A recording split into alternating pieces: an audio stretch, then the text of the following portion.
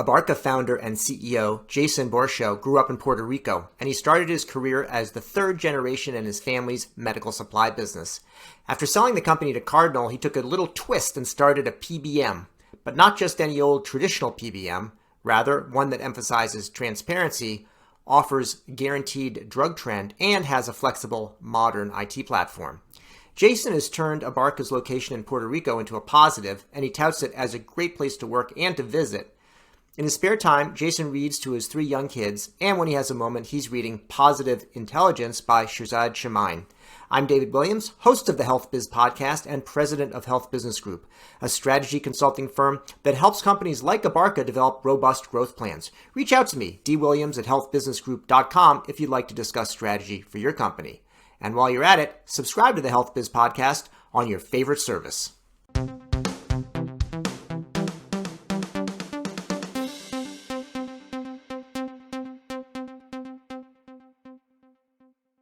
Well, Jason Borschow, co-founder and CEO of Abarca, welcome to the HealthBiz podcast. Thank you, David. It's a pleasure to be here.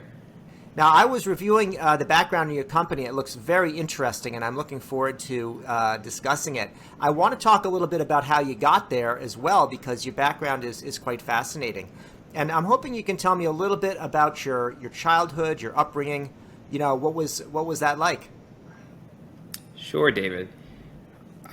I've been blessed to have had wonderful parents, and been raised in a household where second and third generation family business is really was driving most of the conversations around the household. My grandfather in the early 50s on an adventure started a little healthcare services company in Puerto Rico, of all places. Yeah. And over the next 60 years, my dad worked there and helped turn it into one of the largest businesses in this jurisdiction. Started in medical supply distribution and eventually expanded into pharmaceutical distribution, driven on technology platforms that were built in-house. And so when I was in high school and in college, I worked for my dad. I had him as a role model and really got exposed to what being an entrepreneur is, and also the complexities of the pharmaceutical supply chain. So coming out of college, I realized that maybe distribution wasn't the future that a young guy wanted, but I did really enjoy the complexity of solving problems in the pharmaceutical supply chain, and at the same time, needed to leverage some of that useless knowledge, or at least at the time seemed what useless knowledge, for something for good, and I started in the direction of being an entrepreneur on my own. It sounds like a great background. It's interesting when people think about Puerto Rico, to the extent that they do, and the pharmaceutical industry, a lot of it has to do with manufacture. You don't normally think about, of course, people live there and they need to have medications as well. And it's interesting to be part of that, that family business. When you went for education, was it in Puerto Rico, or did you go away and then have a different perspective on the place? So I went to college in Boston, actually, in Cambridge, Massachusetts. So spent some time out there. Yeah, a good spot. Yeah.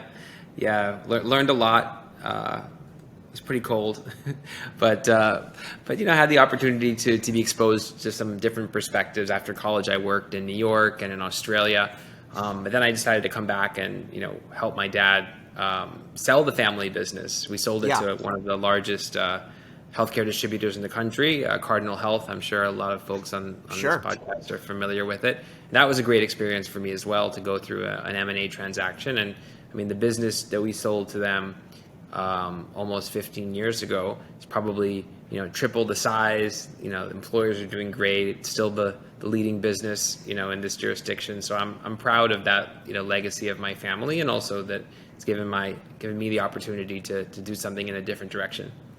It's always good when you have the second or third generation, and then it's actually successful and it continues to thrive, and everybody's happy. That's a lot easier than some of the other sort of stories. It's like, oh, that guy, yeah, his don't worry, he's not like his parents.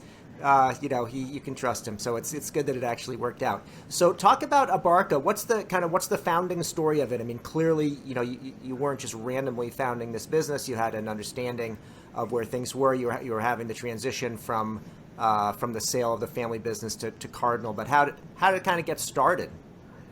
Yeah, well, that's a great question. A couple of different angles there. First of all, I always knew that I wanted to be an entrepreneur. And growing up in a family business, those of you who've been through that experience know that it has certain positives and certain challenges as well. I think that for me, I really wanted to do something on my own and to really start in many ways from scratch. At the same time, the world is complex, and you have to leverage any endowments, assets, advantages that you might have. And so leveraging the relationships and the knowledge that I had gained from working for a leading distribution company in the pharmaceutical market, I was able to move into an adjacent space, right, where I wasn't starting completely from scratch. I had some level of relationship. So we started on the insurance side as a Medicare Part D prescription drug plan, but very quickly realized that I didn't want to be in insurance, and but the part that was more interesting was the back end of the prescription portion of insurance, which is essentially what is known as a pharmaceutical benefit manager, or PBM. Even at the time, 15 years ago, it was clear that the industry was consolidating, that the big companies were getting only bigger. And even then, there were very few technology platforms running the business that were modern. And effectively, these big giant companies were using their muscle to, basically squeeze a bunch of profits for themselves, but pass on highly inflated drug costs, to the end payers and eventually to the consumers and the taxpayers.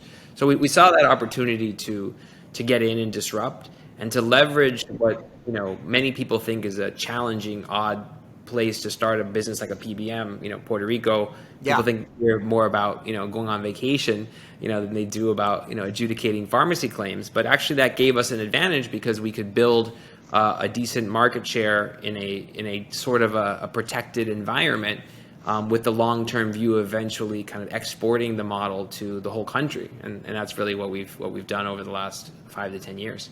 Yeah, it definitely sounds good. I mean, it's not the thing you would just sort of wander into, probably, if you were starting off in Cambridge, at Harvard, or one of those other little schools there.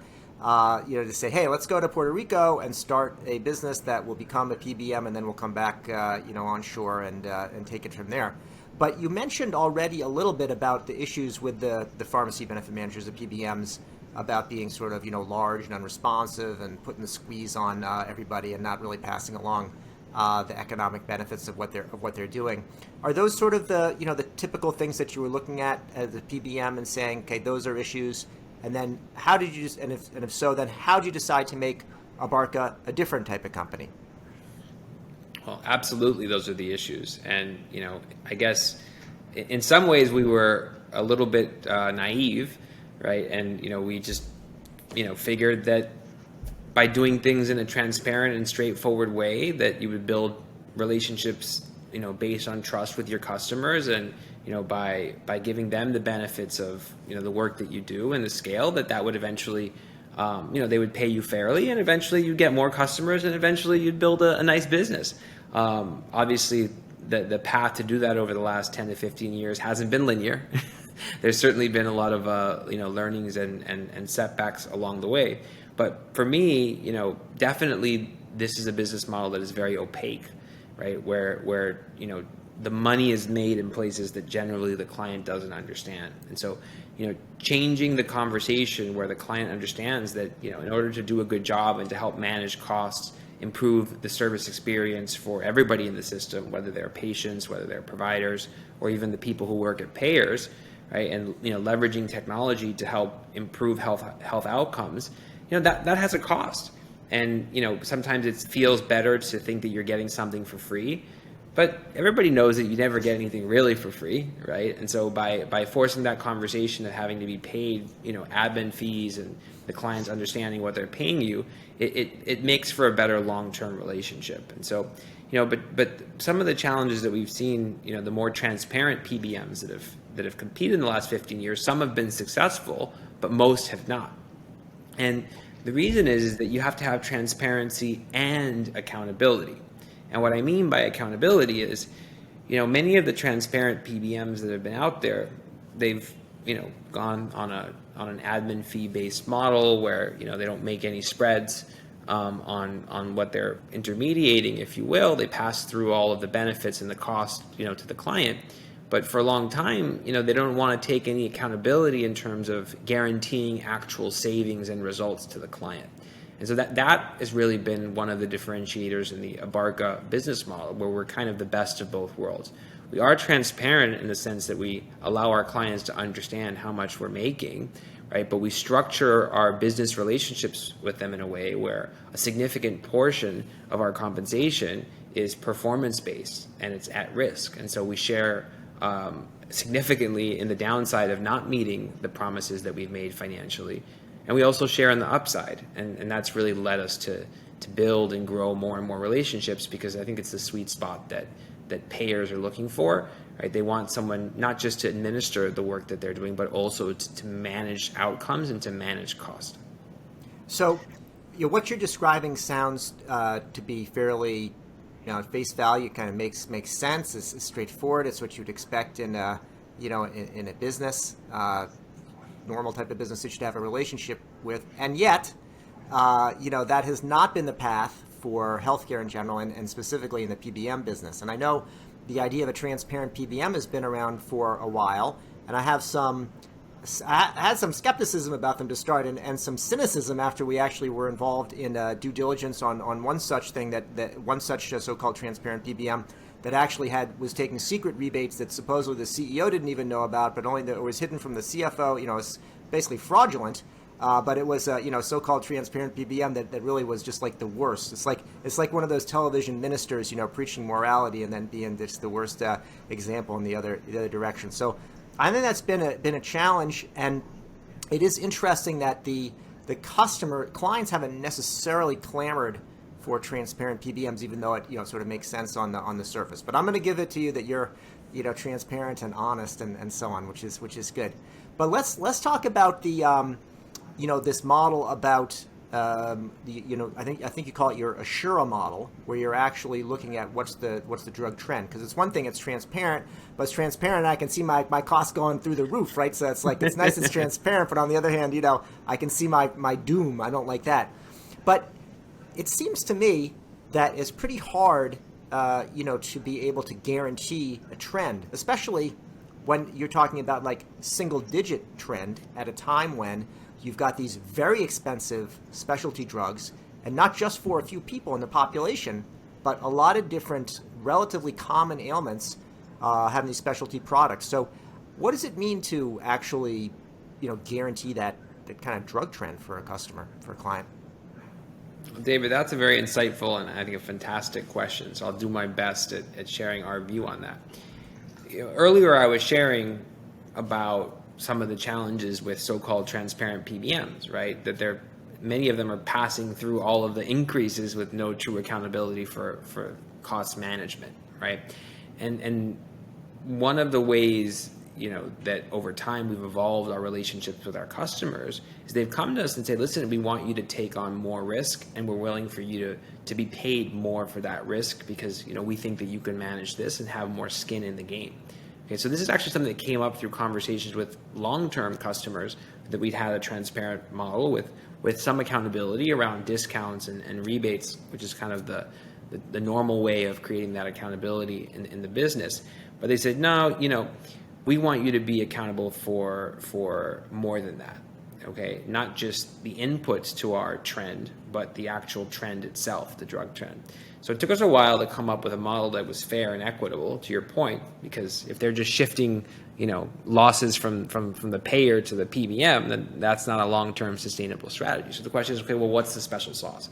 And so the first thing is we studied this kind of quite intensively. And we saw that 92% of the trend historically for our clients was coming from unit pricing of drugs and from the mix of drugs. And very little of it was coming from the utilization of drugs, from patients being sicker or healthier, right?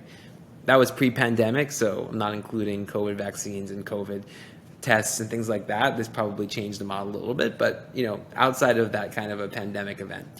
And so while we're not giving our clients a fully insured reinsurance model, if you will, we're not acting as an insurer, we are assuring them that we're going to be at risk for inflation of drug prices and for mix, right? And mix is really the critical thing that PBMs can impact. And when I say mix, what I mean is same patient population of sickness, right? But choosing which drugs they take when you have alternatives, right? Influencing to lowest net cost. And so instead of telling the client, I'm going to guarantee you this discount and this rebate, which as prices go up, it's easier to generate a discount and a rebate with a higher list price. But when you're not accountable for the net result of that, right, then you can actually have more inflation, which is sort of trend inflation, which is what you're talking about. But when the PBM is accountable for that and the client relationship is such one of trust where they're able to, within a given benefit design and some other clinical parameters, give you more leeway in terms of managing the formulary, in terms of doing utilization management, right? And say, listen, your skin's in the game here, right? And we're going to let you make more money as long as you disclose to us at the end of the equation, like how much you made. So that's what we've implemented, with Assura. And listen, in some clients, the contract will be low single digits, and others it'll be mid single digits. Who knows? In others it could be high single digits, right? It really depends on the baseline that you're working with. And frankly, coming into a new client that's coming from another PBM, we might even, if they're getting huge spreads, we might even be able to have a negative trend in the first year or a zero trend, right? Because a trend is always relative to the baseline. Right. The first year is usually the easy one. Then when you're comparing against yourself, right, it's sort of when things get a little bit more complex. But again, drug trends the last, several years in the market have not been that high on a net basis. They've been low single digits, right? Even though in some drugs, they're double digits, specialty drugs utilization, but you have to offset that, right, with improvements that are being made in the management of net costs of traditional branded drugs and, generic drugs. You see a lot of these new specialty drugs coming out, but you also have biosimilars coming out, right? And those offset each other. And so, kind of giving the client some relief, not on an individual medication by medication level, but in the aggregate outcome, allows them to refocus their energy and resources and capital on other strategies, whether it's serving their employees, whether it's serving their health plan members, and really allows the PBM to deliver much more value. So that type of, guarantee of the drug trend, I think, is a logical extension of kind of the transparent philosophy, because you sort of need transparency to be able to have these conversations in the first place. And then if you don't have incentives to do strange things, then you can focus on what the client presumably cares about the most, which is that drug trend. So there's a good logic there. And perhaps even that desire to move toward a guaranteed trend will increase the appetite for transparency as a precursor for that. You talked about having with the client having their sort of I think you said with the benefit design as a given, and then changing the mix through things like formulary. How does that affect, let's say, if I'm a patient that may be a candidate for one of these expensive medications, and I have an employer that is, say, one of your clients, am I going to feel it in terms of I have like a more arduous step therapy, or, I know that, for example, the prescribers are concerned about, prior authorization and all the requirements there. What does it feel like for the member, for the employee at the end of the day? Up until now, it's been transparent. Like, we really haven't changed our practices in that regard. Rationing is not a strategy with Assura. Okay, and all of that is based on the Assura contract that's written, right, with the sponsor. We've worked with our clients to kind of carve out certain situations and scenarios, right, where by carving out those scenarios, one or two cases, we give the client the right to make those decisions, and at the same time we exclude them from our guarantee in the model, which allows us to have a lower trend. But in general, we've had almost no exclusions, right? But that's the way we've dealt with odd scenarios, right? Where the client says, if one member is going to impact, the trend in a giant way, like we'll take on that risk, right? Because we understand that it's at the end of the day, it's a utilization matter, and that way we can give them a much lower overall trend on everybody else. We can also take on the risk, right, and obviously have a higher trend. It's just a question of what's in the contract and what's not. But at the end of the day, right, like, you can't ration care that's needed to patients and that creates value for patients, like just for financial reasons, right? You just have to write the financial contracts in such a way where that's contemplated. So one of the other things that you talk about are these legacy platforms. You mentioned that when you're talking about disrupting the industry. And let me draw you out a little bit on that one. What I have seen that meaning in the PBM industry is I might write a contract. It might be a complicated contract. I can't actually program it into my system. And so you have like a big PBM, which will remain nameless, that has this complicated arrangement, and then with an employer, and then if you actually look at what's programmed into the system, it is not actually what's in the contract. Is that the sort of thing you're talking about with a legacy system? Say more about that. Absolutely. It's funny because you said something about the way that incentives are designed in healthcare, right? And, I've heard people say that rocket science is not really that hard, right? But healthcare is much harder than rocket science, right? Being in the core and the guts and the background of healthcare the last 15 years, you'd be amazed at how complex it is to, make that experience on the front end for the patient, especially in pharmacy benefits, in real time happen. So there's definitely a lot of complexity, and you need to have modern tooling that allows you to customize and modify that complexity in a way that doesn't take a lot of time, right? Like many of these legacy systems, they're built in the late 80s and early 90s. They're very robust, right? They can process billions of claims with mainframes. But as the world changes and as the world evolves, right, the lead time to making modifications or one-offs or customizations can be many, many months or years. And, technology has evolved dramatically since then. So we've had conversions with clients where, they think it would take a year, and we were able to, convert thousands of benefit plans in 3 months, right, or 6 months, and had, significant time for testing, and for making sure that everything's going okay. But, for an employer plan, right, like building additional customization, it doesn't take that long when you have a modern system, right? And so, that core infrastructure is very important. There's other tools that you can use as well to automate repeatable processes like robotic process automation. I don't know if you've spoken about that at all here as well. But and there's other things that can be automated through doing things in a batch way, right, rather than in a one by one sort of point and click sort of way. So we've implemented many of these strategies to streamline the process of both bringing on new benefit plans and new clients on board, as well as annual changes and renewals. And so over time, as the business grows and scales, we found that this creates administrative efficiencies, and clients start getting surprised, right? Like the most recent example was the Biden administration announced that insurers are going to have to cover up to 8 COVID OTC at-home tests, right? Yeah, per month. And I think, right, per month. We currently serve about 4.5 million lives across, many, many different states and benefit plans.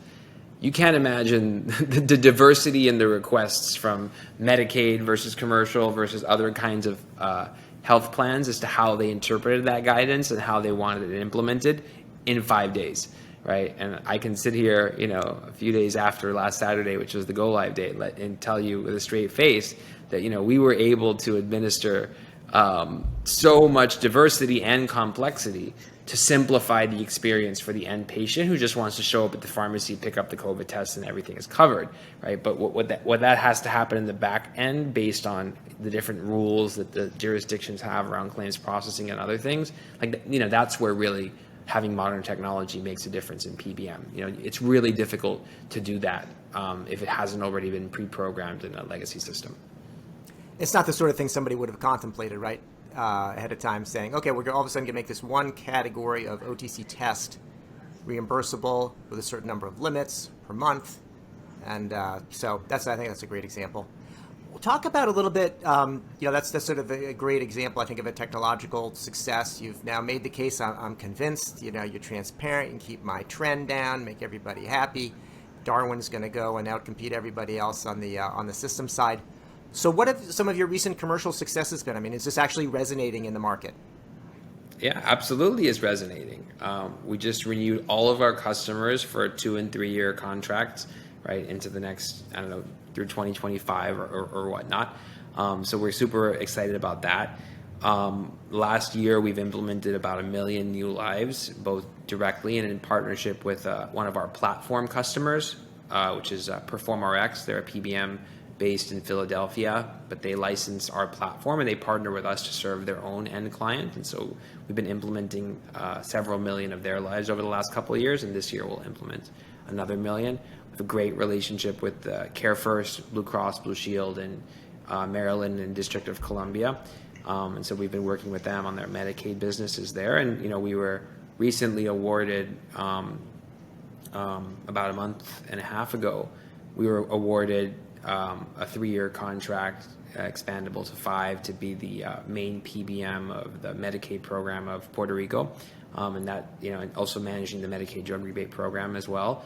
So we're looking forward to that as well. That go live is in January of 2023. So we have a very busy year ahead of us, and there's still a lot of things in the fire.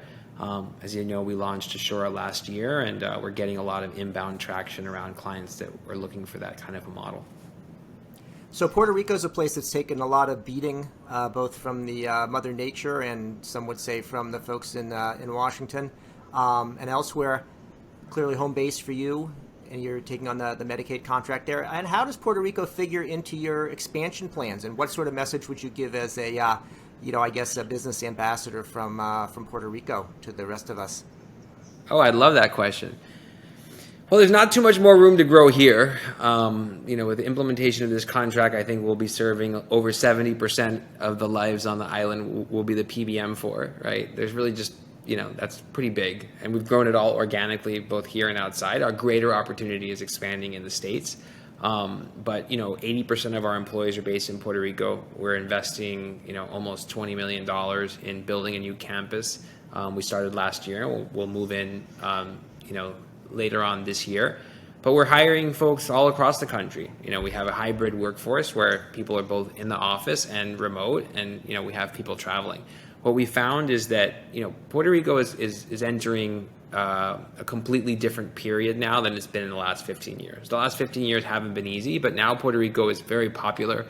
People want to move here because it's a great place to live, because the taxes are low. And so, there's kind of a renaissance happening here, and our clients love to come here and visit with us here. Our employees love to come here. They think it's a treat. And so something that before was seen kind of as maybe a setback or a challenge that we had to overcome in our conversations, now that we've been serving, folks across the country for the last 5 years, and we have actually more lives outside of Puerto Rico today than we do in Puerto Rico.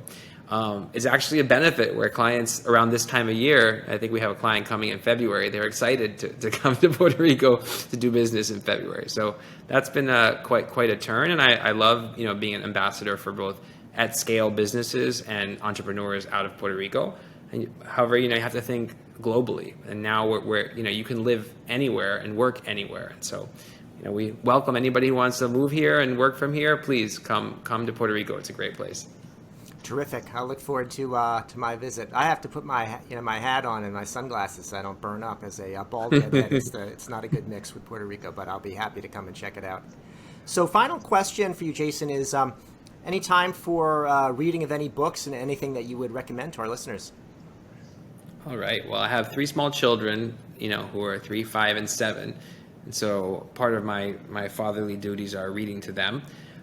When I do have time to read, right now I'm working on something called Positive Intelligence by Shirzad Chamine. We're doing a group pod with our coaches here, and so we're reading his book along the process, and I'm really enjoying it so far. Terrific. Well, Jason Borschow, CEO and co-founder of Abarca. Thank you for your time today on the HealthBiz podcast. Thanks, David. It was great to be here. Thanks for your questions, and congrats on everything you've done in the podcast. Very impressive. You've been listening to the HealthBiz podcast with me, David Williams, president of Health Business Group. I conduct in-depth interviews with leaders in healthcare business and policy. If you like what you hear, go ahead and subscribe on your favorite service. While you're at it, go ahead and subscribe on your second and third favorite services as well. There's more good stuff to come, and you won't want to miss an episode. If your organization is seeking strategy consulting services in healthcare, check out our website, healthbusinessgroup.com.